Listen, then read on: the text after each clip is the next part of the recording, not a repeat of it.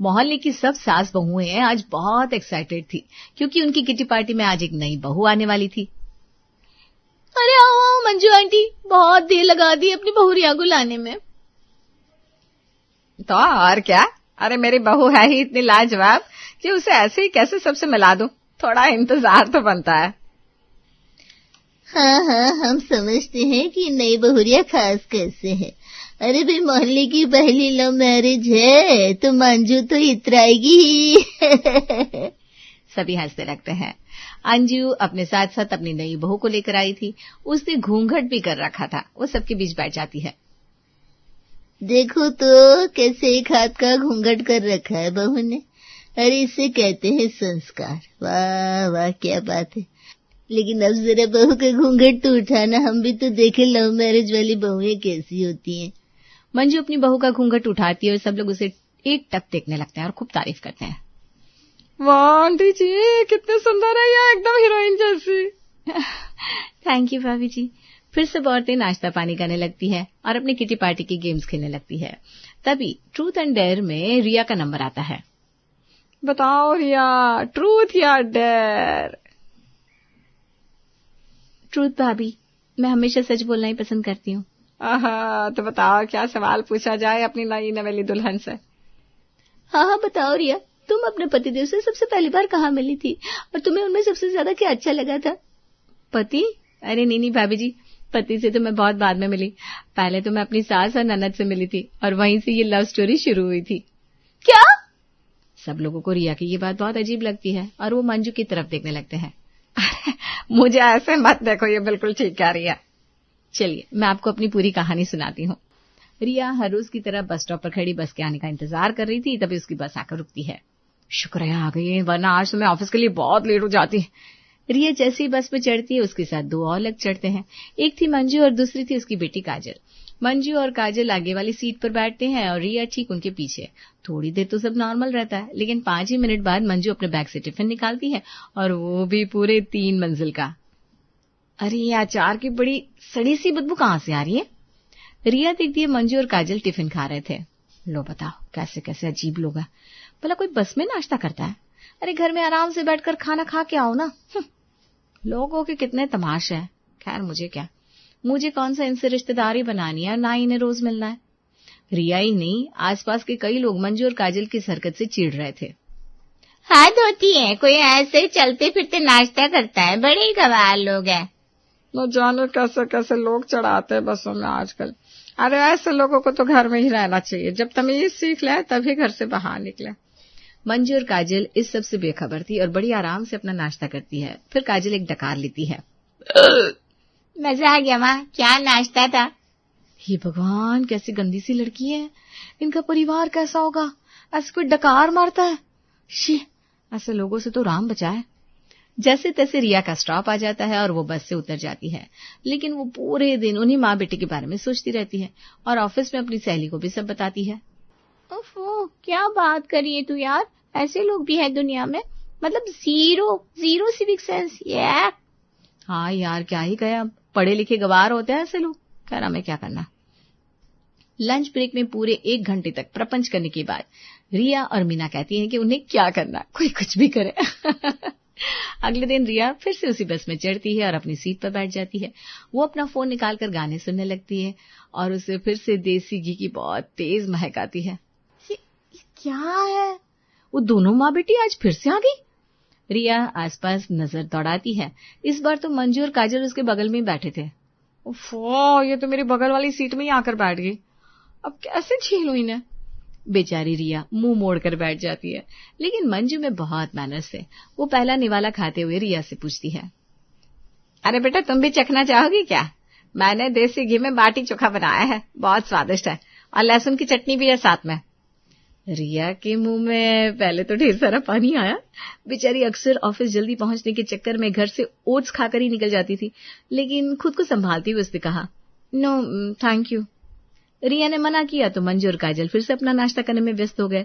मन ही मन रिया सोच रही थी, क्या करूं, खुशबू तो बहुत अच्छी है, स्वाद भी अच्छा होगा, लेकिन मैं नहीं खाऊंगी, वरना जैसे मैं कल तक इन्हें गवार कह रही थी आज लोग मुझे कहेंगे।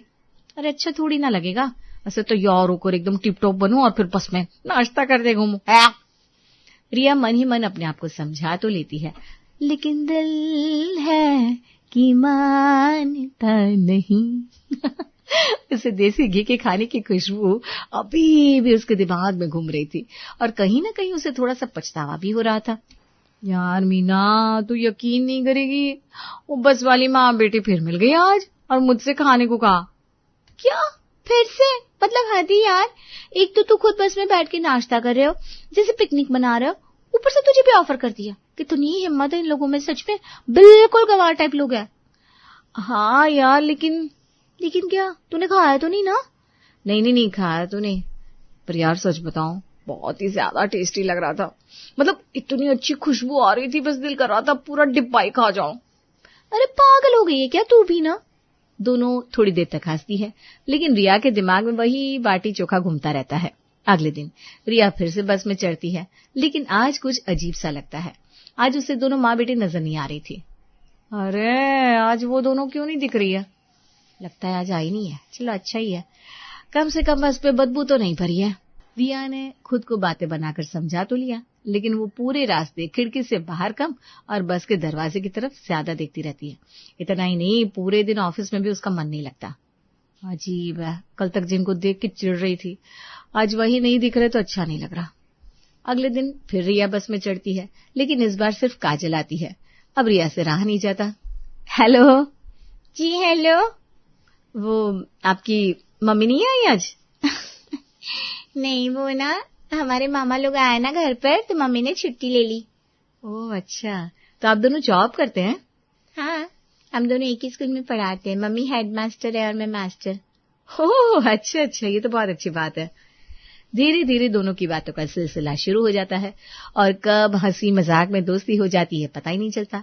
रिया काजल से बात करते करते अपने मन में सोच रही थी, आज अगर इसने टिफिन ऑफर किया ना तो मैं मना नहीं करूंगी, जो होगा देखा जाएगा। लेकिन आज तो काजल टिफिन ही नहीं निकालती और इस बात से रिया को बहुत दुख होता है। उसका स्टॉप आ जाता है और मजबूरी में वो उतरने के लिए खड़ी हो जाती है। अरे यार, आज ही क्यों नहीं लाई ये टिफिन? बस से उतरते वक्त काजल रिया से कहती है, आज ना मेरा व्रत है इसलिए टिफिन नहीं लाई। अब इतनी भूख लग रही है, क्या बताओ, आदत नहीं है ना। हाँ, बस आज ही व्रत होना था इसे। बेचारी रिया अपने ठंडे अरमान लेकर बस से उतर जाती है और अगले दिन आखिरकार दोनों माँ बेटी रिया को फिर से बस में मिलती हैं। आज तो पक्का इनका नाश्ता खाऊंगी, चाहे कुछ भी हो जाए। हेलो रिया, मैंने मम्मी को बताया कल हमारी कितनी अच्छी दोस्ती हो गई है। हाँ भाई, एक दिन में आई नहीं और उससे में तुम्हारी दोस्ती भी हो गई है। जी आंटी जी, वो मेरी दोस्ती जल्दी हो जाती है।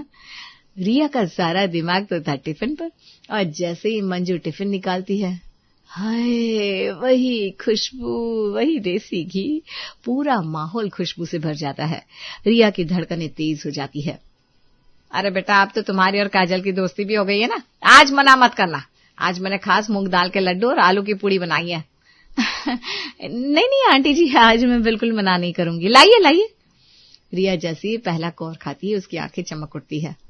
आंटी, वो तो सच में बहुत ज्यादा स्वादिष्ट है। मतलब इतना टेस्टी खाना मैंने बहुत दिनों बाद खाया है। वो क्या है ना, मैं घर से दूर रहकर यहाँ जॉब कर रही हूँ इसलिए। देखा, मैंने कहा था ना, मम्मी का खाना खा लिया तो बाहर का सब भूल जाओगी। सच में, अब तो रोज आपके साथ बस में मैं नाश्ता करूंगी। जैसे कल तक रिया मंजू और काजल को बस में नाश्ता करते देखकर मुंह बनाती थी, वैसे ही आज उसे देखकर बस के बाकी लोग भी चिढ़ रहे थे। अरे भाई, अब तो 3 लोग बस में बैठकर नाश्ता कर रहे हैं। अरे पहले तो हम इन्हें गवार कहते थे, अब देखो और लोग भी इनसे सीख रहे हैं। लगता है ये बस जल्दी ही टिफिन पार्क बन जाएगी। कल तक तो रिया को ये सारी बातें ठीक लग रही थी, लेकिन आज जब उसे खुद खाना था तब उसने फौरन पलट कर जवाब दिया, हाँ तो क्या हुआ आंटी, खाना खा रहे हैं, कोई गलत काम तो नहीं कर रहा है?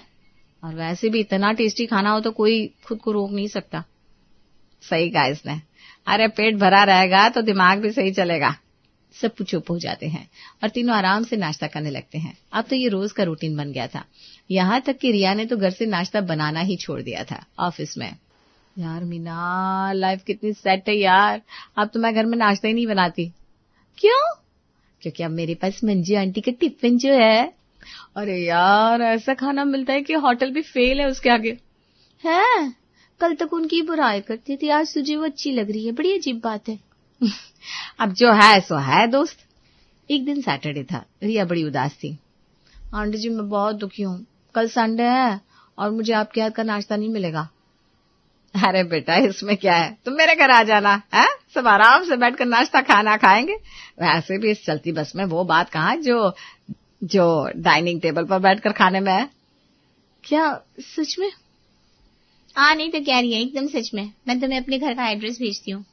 फिर रविवार को रिया उनके घर जाती है, लेकिन जैसे ही दरवाजा खुलता है सामने मंजू का बेटा शिखर खड़ा होता है। दोनों की नजर टकराती है और वो एक दूसरे को देखते रह जाते हैं। कौन है शिखर? मम्मी कोई लड़की है? अरे भैया वो रिया होगी, हमारी बस वाली सहेली। उसे अंदर आने दो ना, कि दरवाजे पर ही खड़ा रखना है। जी अंदर आइए ना। रिया अंदर जाकर बैठ जाती है और थोड़ी देर में सब लोग नाश्ते के टेबल पर बैठ जाते हैं। सब कुछ बहुत टेस्टी बनाया आंटी, एकदम लाजवाब। रोज तो आपको ठंडा खाने को मिलता है ना, आज एकदम फ्रेश गर्मा गर्म है। इसलिए असली फ्लेवर सामने आ रहे हैं।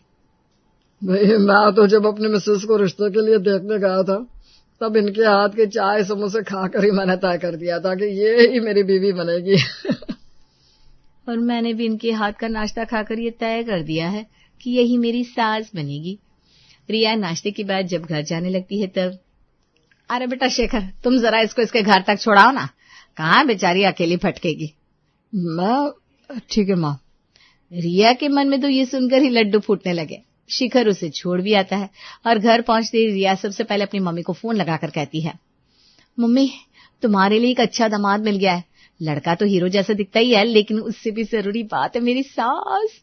और ये अच्छा लड़का और उससे भी अच्छी खाना बनाकर खिलाने वाली सास कहाँ मिलती है मम्मी? है क्या? ये सब सच है आंटी जी? हाँ एकदम सच है। मेरी बहू रानी को मेरे हाथ का नाश्ता इतना पसंद आया कि वो अगले ही दिन अपने माँ बाप को लेकर मेरे घर आ गई और रिश्ते की बात करती। अब मुझे तो रिया पहले से ही पसंद थी, इसलिए ना का तो सवाल ही नहीं उठता। कमरे में बैठे सभी लोग इस सास बहू की जोड़ी को देखकर दंग थे। कलयुग है भाई, कलयुग, घोर कलयुग। खैर हमें क्या। एक साधारण से मध्यम वर्गीय घर का हॉल है। सोफे थोड़े पुराने हैं, दीवारों पर कुछ साधारण पेंटिंग्स लगी है और मेज पर एक पुराना अखबार पड़ा है।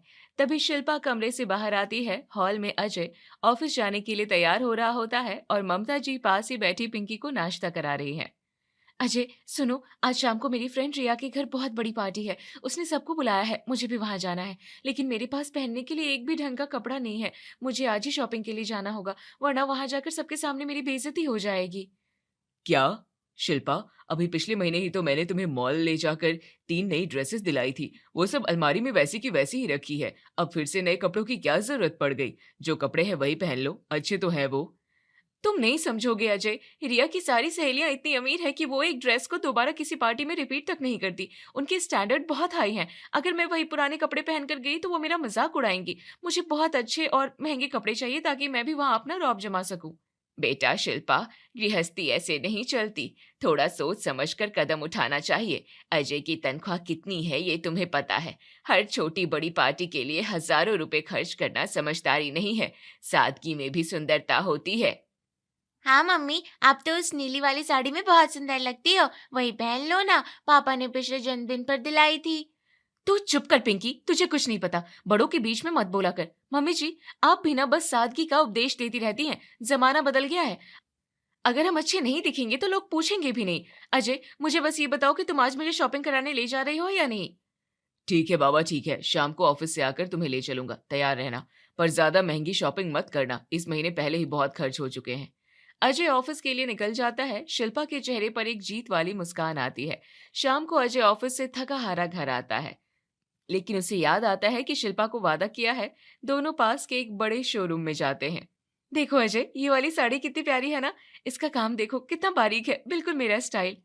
7,000 रुपए? शिल्पा, ये तो बहुत ज्यादा है। एक साड़ी के लिए 7,000? मेरा बजट बिगड़ जाएगा। कुछ और देखो ना, जो 2-3 हजार तक की हो। अजय, क्या पूरी जिंदगी बजट ही देखती रहोगे क्या? कभी तो मुझे कुछ अच्छा दिला दिया करो। अगर मैं यही नहीं पहनूंगी तो मेरा वहां जाना ही बेकार है। लोग क्या कहेंगे कि एक क्लर्क की बीवी इसलिए ऐसे सस्ते कपड़े पहनती है। प्लीज अजय, ये दिला दो। ठीक है ले लो, पर इसके बाद और कुछ नहीं। थैंक यू, पर अजय साड़ी के साथ मैचिंग मेकअप और ज्वेलरी भी तो चाहिए। अकेली साड़ी पहनकर थोड़ी जाऊंगी, चेहरे पर थोड़ा ग्लो भी तो होना चाहिए ना। चलो पास वाले काउंटर से कुछ ब्रांडेड मेकअप भी ले लेते हैं। शिल्पा, अभी 7,000 की साड़ी ली है, अब मेकअप भी। तुम्हें पता है ना मेरी नौकरी छोटी है, ये सब फिजूल खर्ची हम पर भारी पड़ेगी। तुम तो बस पैसे पैसे करते रहते हो। मेकअप दिलाओगे तो ही साड़ी की शोभा बढ़ेगी। अजय बेमन से मेकअप भी दिला देता है। घर आकर शिल्पा खूब सजती संवरती है। रात को दोनों पार्टी में पहुंचते हैं। पार्टी बहुत आलीशान है। रिया शिल्पा को देखते ही उसके पास आती है। वाह शिल्पा, क्या स्टैंडर्ड है तेरा। कितनी प्यारी साड़ी पहनी है तूने। ये मेकअप, ये लुक, तू तो बिल्कुल किसी फिल्म स्टार की तरह लग रही है। हरिया थैंक्स। एक्चुअली मेरे ससुराल वालों के पास पैसा बहुत है ना, तो मैं छोटी मोटी चीजें पहनती ही नहीं। अजय को तो आदत है मुझे महंगे गिफ्ट्स देने की। हमारे यहाँ पैसों की कोई कमी नहीं है। अच्छा, वो तो दिख ही रहा है। वैसे तेरे हस्बैंड और तेरी सास को जब मैंने पिछली बार देखा था, वो बहुत सिंपल रहते हैं। मुझे लगा शायद तुम लोग मिडिल क्लास हो। अरे नहीं यार, वो लोग तो बस सादगी पसंद है। उन्हें दिखावा अच्छा नहीं लगता, लेकिन तिजोरी तो भरी हुई है। मेरे हस्बैंड बहुत बड़ी कंपनी में बहुत ऊंचे पद पर ऑफिसर हैं।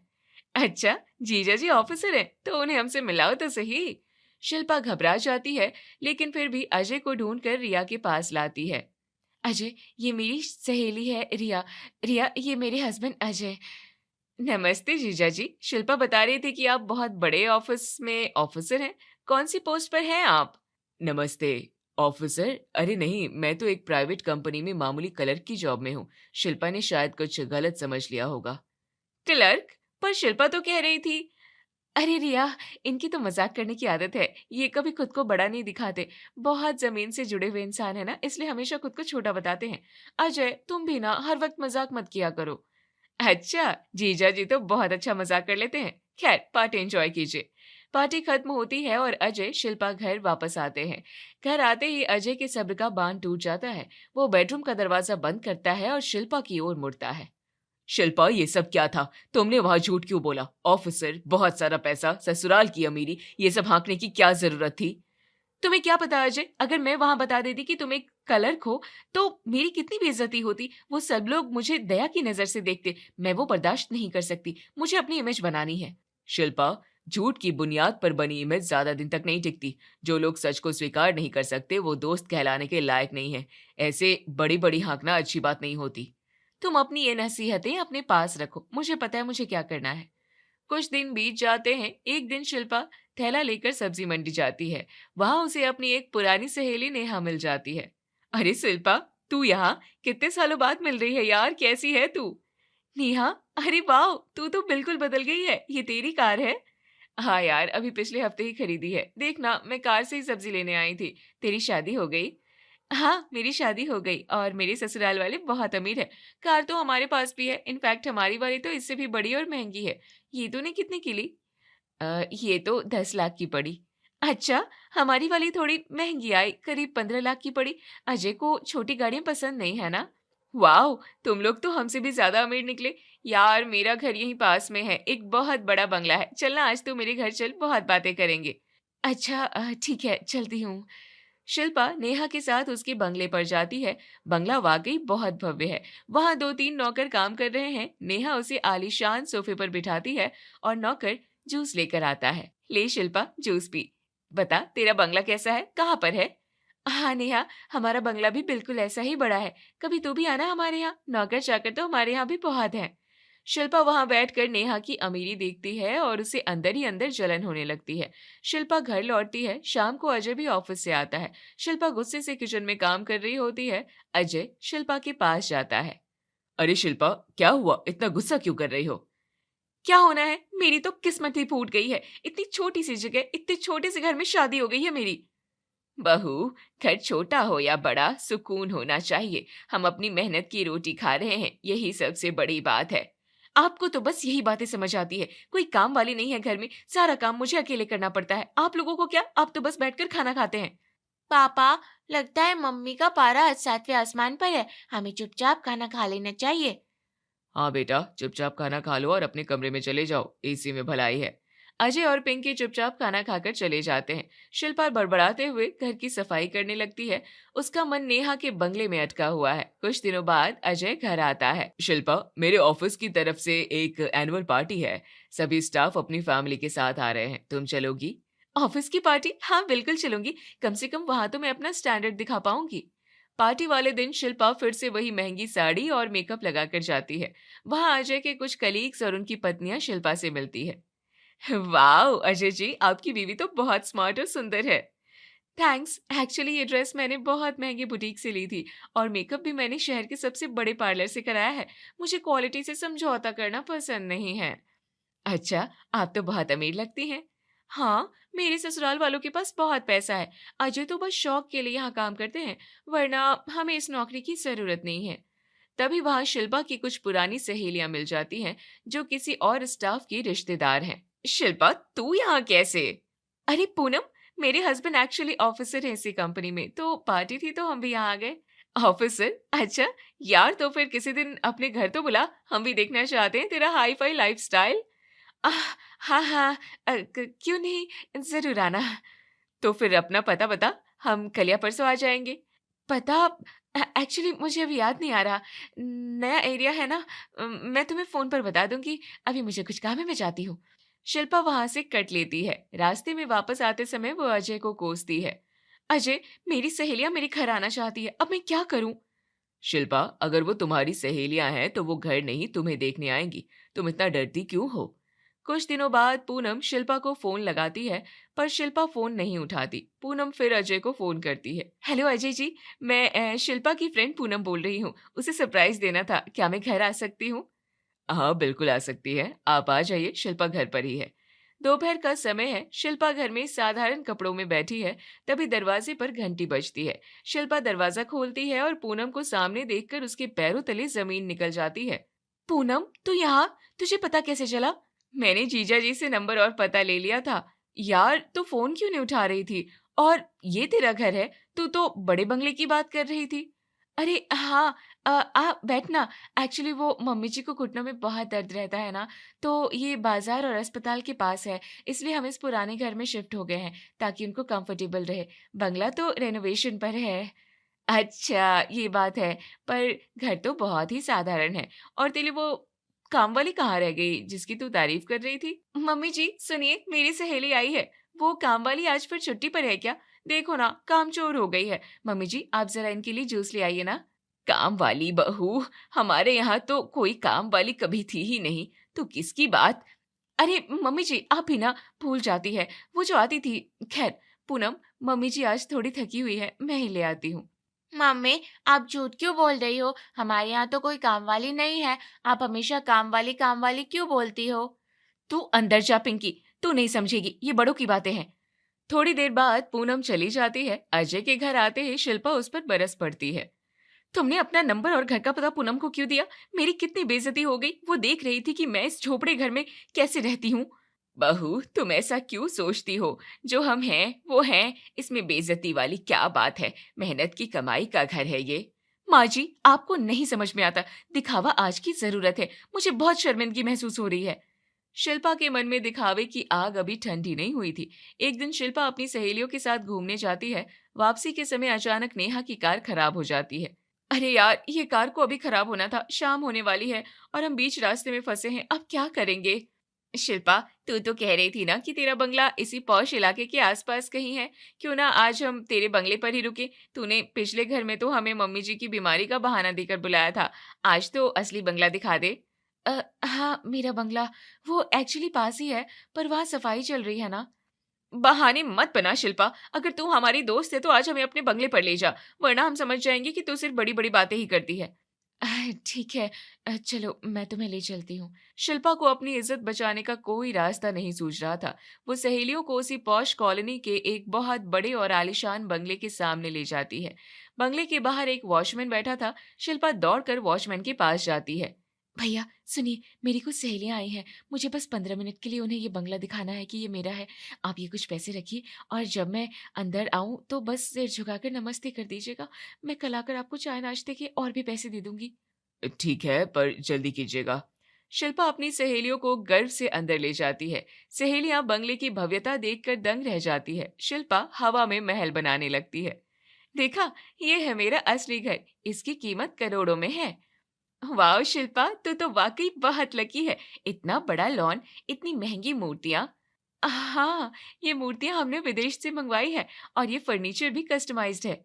इधर मार्केट में ममता जी सब्जी ले रही थी। तभी उन्होंने शिल्पा को अपनी सहेलियों के साथ उस वीरान बंगले की तरफ जाते हुए देखा।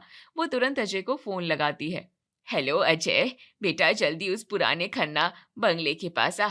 मैंने बहू को कुछ लड़कियों के साथ वहां जाते देखा है। मुझे डर है कि वो फिर से कोई झूठ बोलकर फंस ना जाए। क्या? मैं अभी पहुंचता हूँ माँ, आप वहीं रुकिए। तब तक वहां बंगले के मालिक भी आ जाते हैं और शिल्पा और उसके दोस्तों को देख लेते हैं। ये क्या हो रहा है यहाँ? वॉचमैन, ये लोग कौन है और मेरे घर के अंदर क्या कर रहे हैं? कौन हो तुम और ये ड्रामा क्या है? मेरे घर को अपना बताकर इन लोगों को क्यों घुमा रही हो? क्या? शिल्पा, ये तेरा बंगला नहीं है। मिस्टर खन्ना, ये तो कह रही है कि ये इसकी मालकिन है।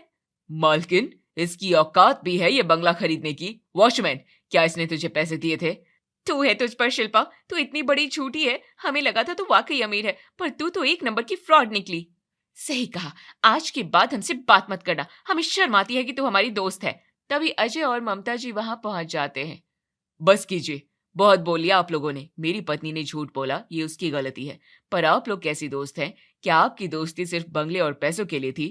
अरे अजय जी, देखिए तो सही ये क्या कर रही है। मैंने सब देख लिया, पर आप लोगों की हिम्मत कैसे हुई मेरी पत्नी की इस तरह बेइज्जती करने की? अगर आप उसकी सच्ची सहेलियां होती तो उसके छोटे घर को भी प्यार से अपनाती। शिल्पा, देखा तुमने, ये तुम्हारी वो सहेलियां हैं जिनके लिए तुम दिन रात मरती थी। आज जैसे ही तुम्हारी गरीबी सामने आई, इन्होंने एक पल नहीं लगाया तुम्हें जलील करने में। देखो भाई, मैं गुस्सा था क्योंकि ये मेरे घर का मामला था, पर तुम्हारी माँ सही कह रही है। बहू, तुम खुश नसीब हो कि तुम्हारे पास ऐसा परिवार है जो तुम्हारी गलतियों के बाद भी तुम्हारे साथ खड़ा है। मुझे माफ कर दीजिए अजय। मम्मी जी, मुझे माफ कर दीजिए। मैं अंधी हो गई थी, मुझे लगा पैसा ही सब कुछ है। मैंने आप लोगों की सादगी का मजाक उड़ाया, जबकि आप लोग ही मेरा असली गौरव हो। शिल्पा, जो हम हैं उसमें खुश रहना सीखो। मेहनत करेंगे तो एक दिन अपना छोटा सा घर भी बंगले जैसा लगेगा। आज के बाद मैं कभी दिखावा नहीं करूंगी। मुझे समझ आ गया है कि सुकून और इज्जत दिखावे में नहीं, सच में है।